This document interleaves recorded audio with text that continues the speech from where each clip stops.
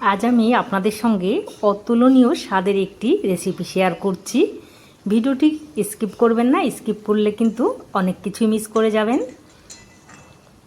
আমার সঙ্গে থাকুন, দেখতে থাকুন এই রেসিপিটি আমি কিভাবে তৈরি করি।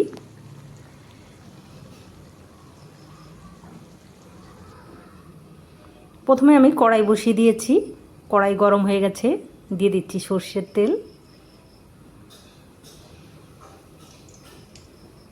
এবার ডুমো সাইজ করে আমি পটল কেটে রেখেছিলাম, পটলগুলো খুব ভালোভাবে ভেজে নেব।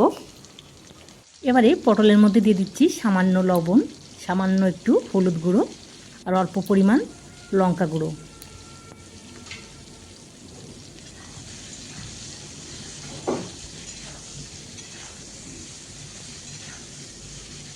পটলগুলো কিন্তু আমি 3 থেকে 4 মিনিট সময় ধরে ভেজে নেব।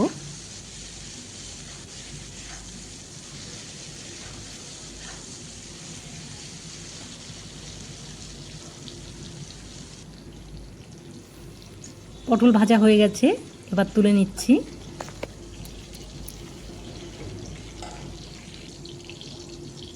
এই রেসিপিটা কিন্তু দুর্দান্ত স্বাদের হয়, আপনারা অবশ্যই একবার ট্রাই করবেন। এবারে কিছু সয়াবিন আমি গরম জলে ভিজিয়ে রেখেছিলাম, সয়াবিনগুলো ভেজে নেব। সয়াবিনের মধ্যে দিয়ে দিচ্ছি সামান্য পরিমাণ লবণ আর একটু হলুদ গুঁড়ো।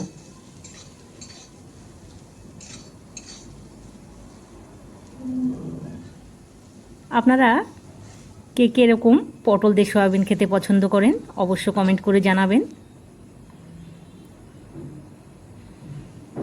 কড়াইতে আর একটু তেল দিয়ে দিচ্ছি।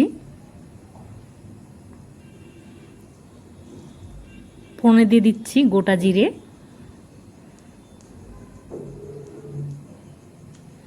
দুটো তেজপাতা,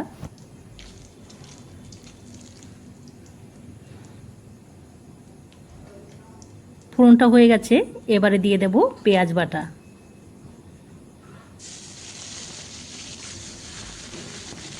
আমি এখানে মিডিয়াম সাইজের একটা পেঁয়াজ নিয়েছি। যারা শুধু নিরামিষ খেতে চান তারা কিন্তু পেঁয়াজটা বাদ দিয়ে করতে পারেন।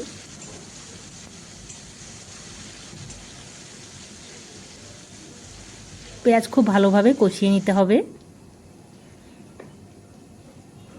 পেঁয়াজ কষানো হয়ে গেছে, এক এক করে বাকি মশলাগুলো দিয়ে দিচ্ছি। প্রথমে দিয়ে দিচ্ছি লবণ, পরিমাণ মতো হলুদ গুঁড়ো, হাফ চামচ জিরে গুঁড়ো আর হাফ চামচ লঙ্কা গুঁড়ো।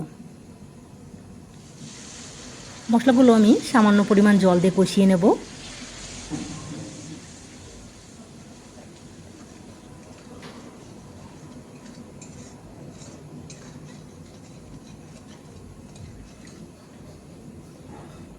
এবারে দিয়ে দেব 2-3টে চেরা কাঁচা লঙ্কা।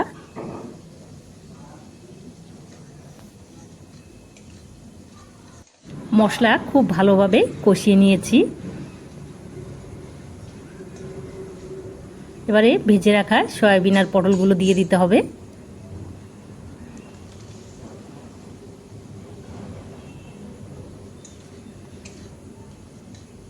সয়াবিন পটলগুলো দেওয়ার পর মশলার সঙ্গে আমি আরও 2 মিনিটের মতো কষিয়ে নেব।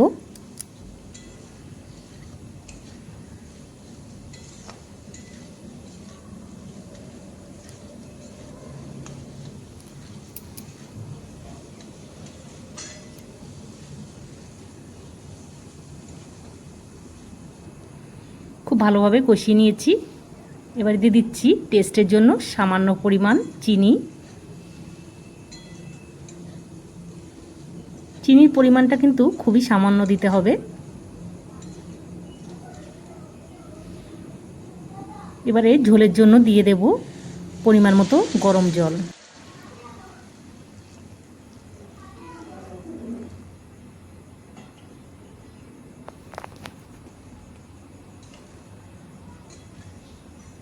ঝোলটা কিন্তু এবার 5 মিনিটের মতো ফুটিয়ে নিলেই রান্নাটা কমপ্লিট হয়ে যাবে।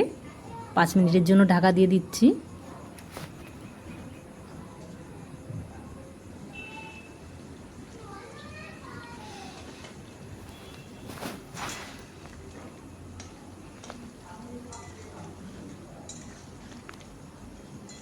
রান্নাটা আমার কমপ্লিট।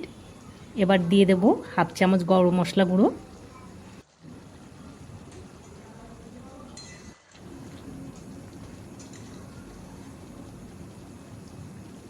এবারে আমি আঁচটাকে অফ করে 2 মিনিটের জন্য ঢাকা দিয়ে রাখবো।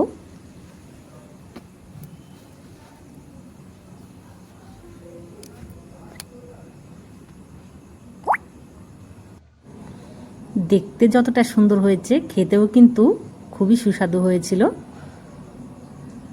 ভিডিওটি ভালো লাগলে লাইক, শেয়ার, সাবস্ক্রাইব করবেন।